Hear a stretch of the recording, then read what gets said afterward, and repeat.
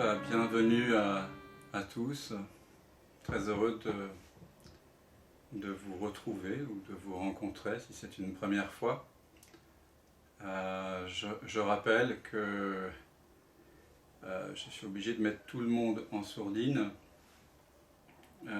mais qu'ensuite, à tout moment, vous pouvez lever la main pour intervenir, partager votre expérience et tout simplement poser des questions. Si vous sentez qu'il y a quelque chose qui n'est pas peut-être en alignement, quelque chose qui mérite d'être exploré. Voilà, on est là pour investiguer.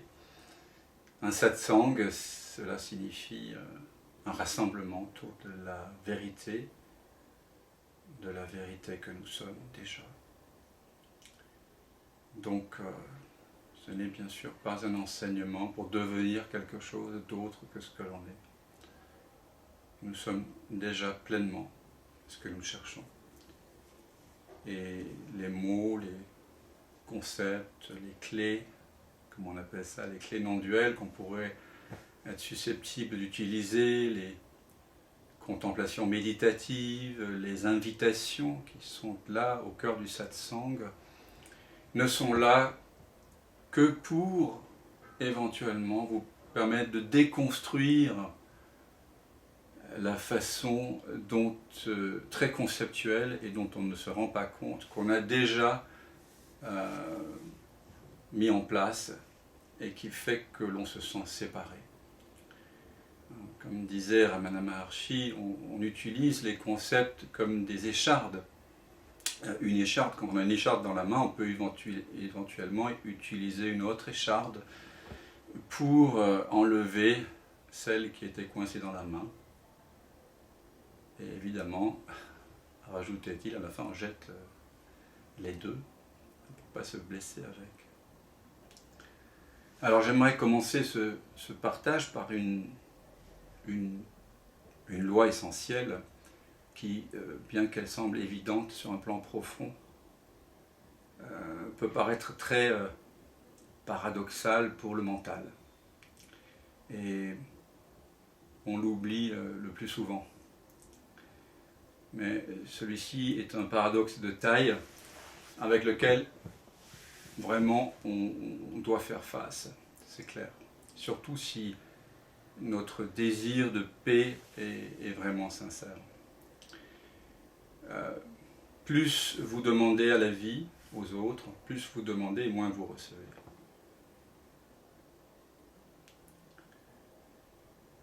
Laissez déjà résonner cette évidence, voir comment cela agit en vous. Plus vous demandez et moins vous recevez.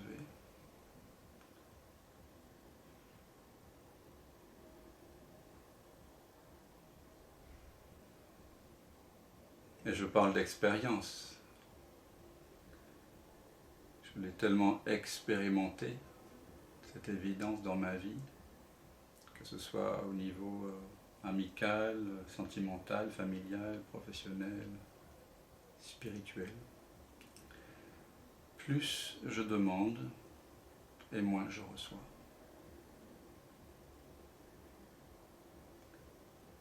Alors quand je parle de demande, ce n'est pas forcément une demande précise, énoncée à haute voix par quelqu'un, à quelqu'un d'autre.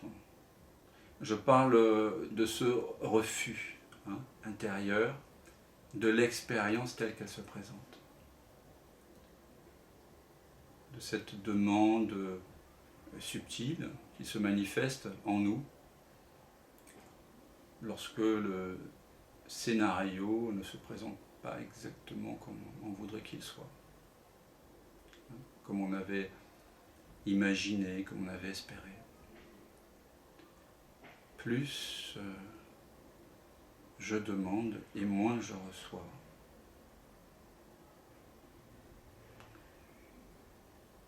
Je ne sais pas si vous avez remarqué ça, mais plus vous exigez de l'attention des autres, et moins finalement ils vous leur donnent. Ou alors d'une façon forcée. Et ça, ce n'est pas de l'attention. Plus vous êtes dans l'attente, par exemple, de l'approbation, et moins elle surgit. C'est chaque fois la même chose, plus vous mendiez de l'amour et moins, entre guillemets, vous en recevez.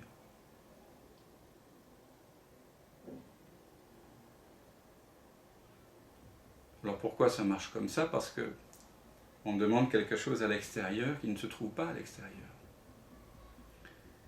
On demande quelque chose au monde qui ne se trouve pas dans le monde. On demande quelque chose à quelqu'un, à un ami,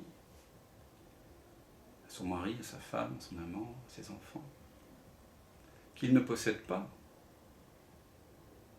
On demande quelque chose finalement qui serait localisé dans le temps et dans l'espace. Or, ce que l'on cherche ne se trouve pas dans le temps et dans l'espace. Ce que l'on cherche véritablement, la paix et la plénitude, ne se trouvent pas chez les autres. Et donc, plus vous mendiez de l'amour, plus vous allez vous sentir séparé, isolé, abandonné, victime. Méditons un petit peu sur ceci. Plus je demande, moins je reçois.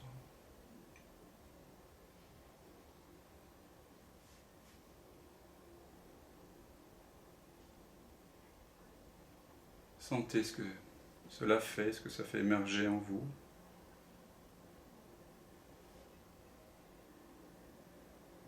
Peut-être y a-t-il quelques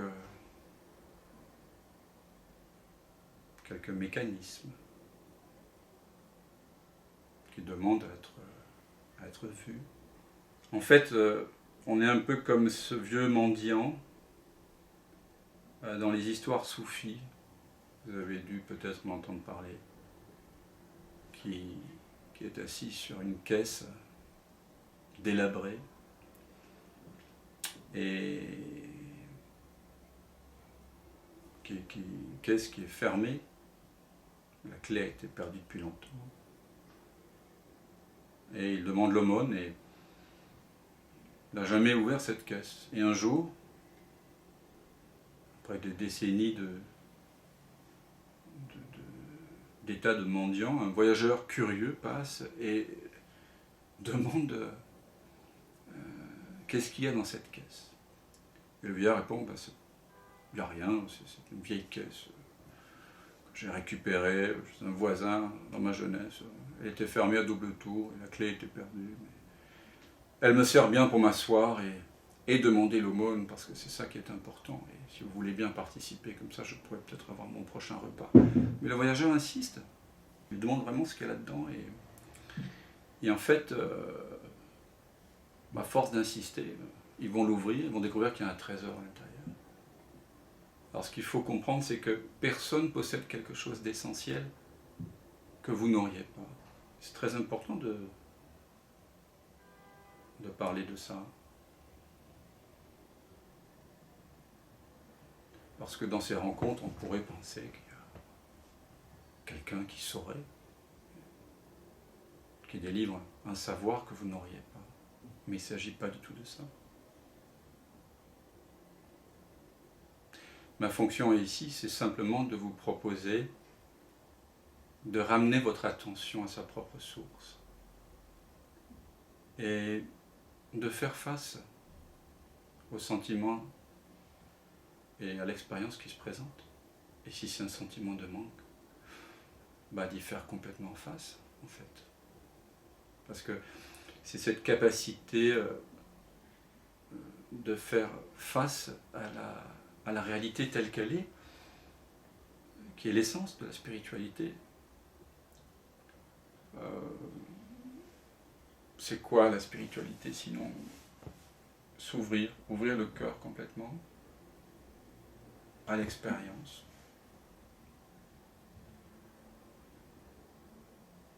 D'ailleurs, plutôt que faire face à la réalité, on pourrait dire être espace pour la réalité, puisque c'est ce que nous sommes. Être espace pour tous ceux qui se présentent, une expérience sympathique, heureuse, douloureuse, terrible, une émotion, quelle qu'elle soit, une pensée, une situation. Juste s'ouvrir, mais s'ouvrir complètement. Parce que c'est cette ouverture, sans demande, qui va spiritualiser le quotidien, qui va spiritualiser les relations, qui va spiritualiser votre vie, dans le sens où vous allez pouvoir découvrir qu'en réalité, si vraiment vous reconnaissez que vous êtes cet espace pour toute chose, vous allez reconnaître tôt ou tard que toute chose est une expression de cet espace.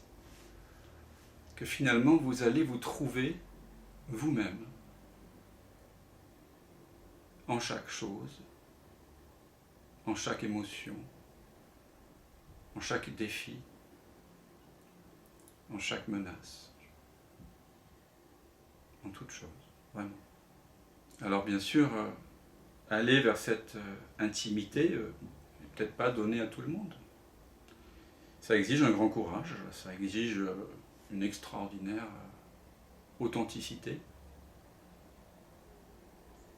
Ça exige aussi que nous ne réagissions pas de prime abord à l'injonction mentale qui nous dit par exemple de changer de partenaire dès que le désir commence à s'émousser ou que certaines disputes se font jour, que les premiers signes d'ennui émergent, que des émotions désagréables remontent. Est-ce que on peut juste demeurer avec ce qui nous est donné dans l'instant? C'est ça l'invitation.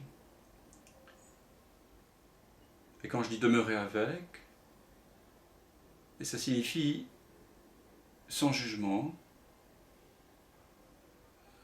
sans justification, sans condamnation, sans tirer de conclusions hâtives, sans savoir, voilà.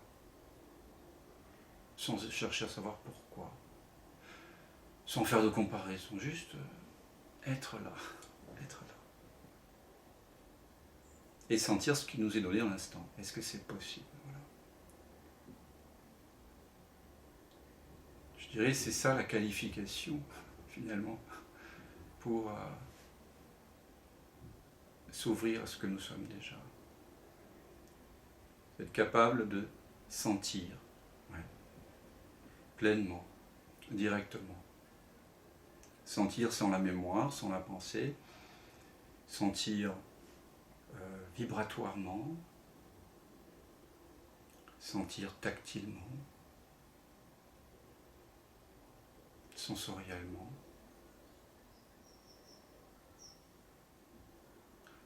Alors s'il y a bien sûr dans une relation des sensations désagréables qui remontent, c'est pas en changeant de partenaire que le problème sera résolu. Je prends cet exemple-là, mais on peut en prendre 1000 autres.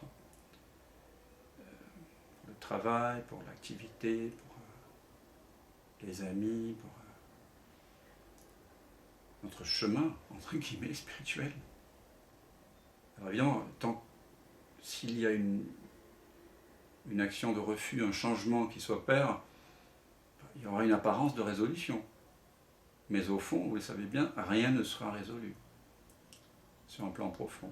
Et tôt ou tard, si c'est avec le nouveau partenaire, les mêmes angoisses, les mêmes irritations, le même sentiment de manque va réapparaître. C'est comme ça que ça se joue.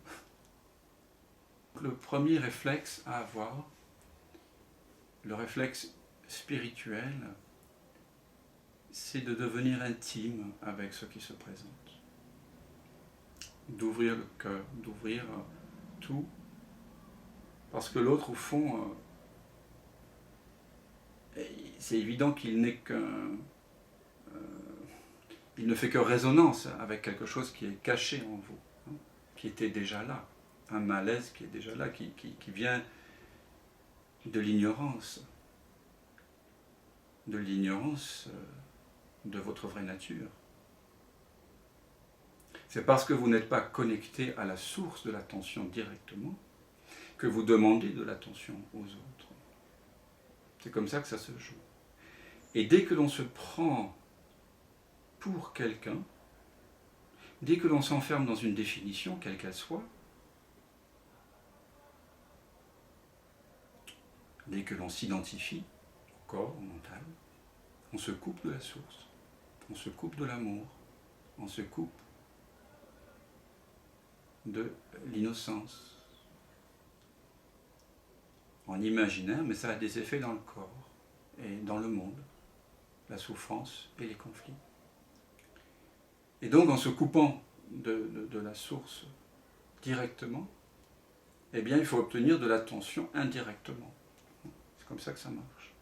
Et donc on ira le chercher auprès des autres. Comme ça qu'on a appris à faire dans l'enfance, auprès de maman, auprès de papa. Oui, regarde comment je saute dans la piscine. Regarde. Je ne sais pas si ça vous parle, ça. Regarde maman, regarde papa. En fait, ça continue. Regarde. Il faut voir ce mouvement. Comment ça se joue. Comment ça se perpétue dans toutes les arborescences de la vie. Dans les arborescences les plus fines. On va demander de l'attention à l'extérieur. Et quand on ne l'obtient pas, l'imaginaire s'active, hein, pour remplir les trous. Et donc on imagine, on s'héroïse soi-même, on récapitule les actions et les paroles passées pour créer une belle image de soi, puis on anticipe par rapport au futur pour créer la meilleure image possible, celle qui semble nous donner de l'attention dérivée, hein, bien sûr c'est une dérivation, donc c'est pas de l'attention pure. Donc si on ne l'obtient pas des autres, on commence à se l'imaginer. Il y a même des gens, des enfants souvent, quand ils manquent beaucoup d'attention, d'amour, ils inventent des personnages fictifs.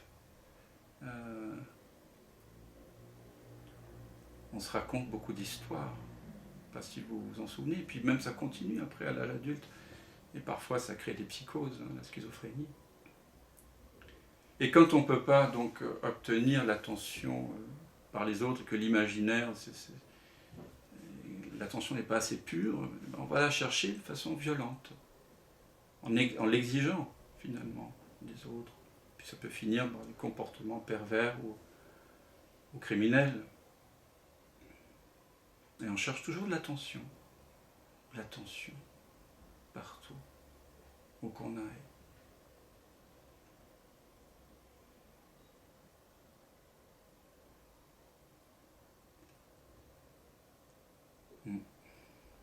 Jusqu'à ce que, à un moment donné, on se rende compte que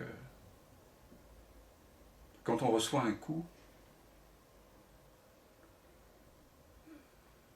la façon la plus efficace de l'absorber, c'est de le sentir, vibratoirement, tactilement, et de ne pas faire d'histoire, de ne pas scénariser cela, de ne pas rentrer ça dans des conclusions hâtives, de ne pas se laisser piéger finalement par des identités de victimes ou autres. Voilà. Donc l'invitation ici, c'est vraiment de sentir ce qui est là, faire face, ou d'être espace, je dirais plutôt. Voilà.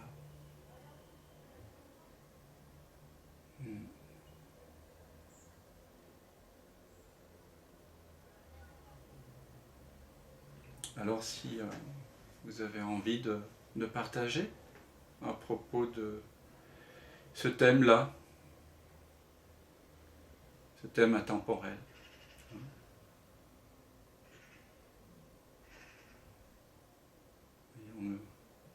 plus je demande, moins je reçois. La solution, ce n'est pas de résister, parce que plus on résiste, et plus ça persiste. Donc l'invitation, c'est que vous embrassiez ce qui se présente, parce que tout ce que l'on embrasse s'efface et révèle l'espace que nous sommes, dans lequel il n'y a aucune trace. Cet espace a toujours été là.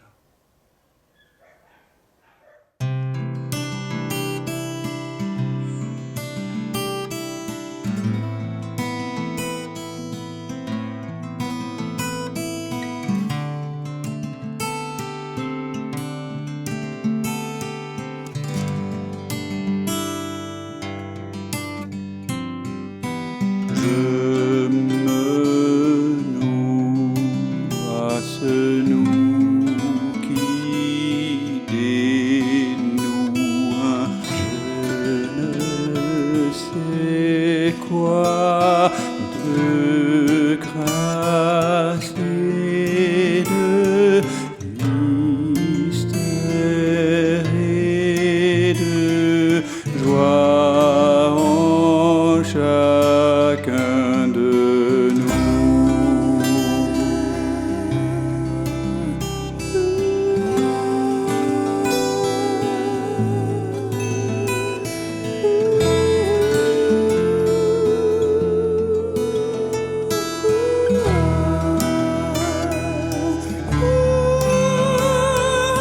Je joue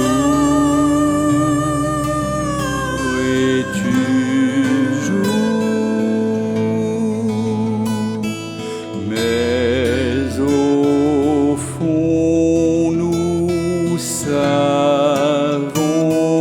tous deux que c'est lui qui se joue à travers nous.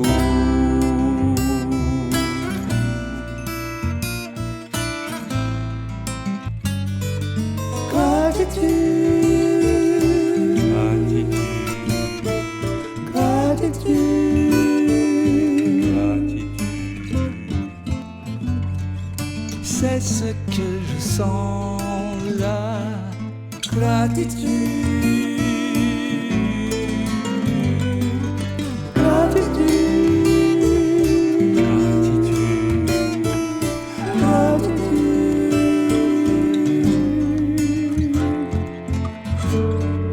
Pour tout ce qui est là, gratitude.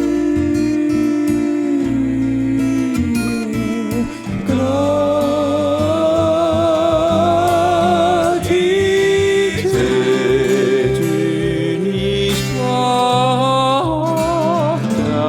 d'amour sans histoire, une histoire que l'on raconte avec les yeux sans les mots et qu'on vit dans le cœur.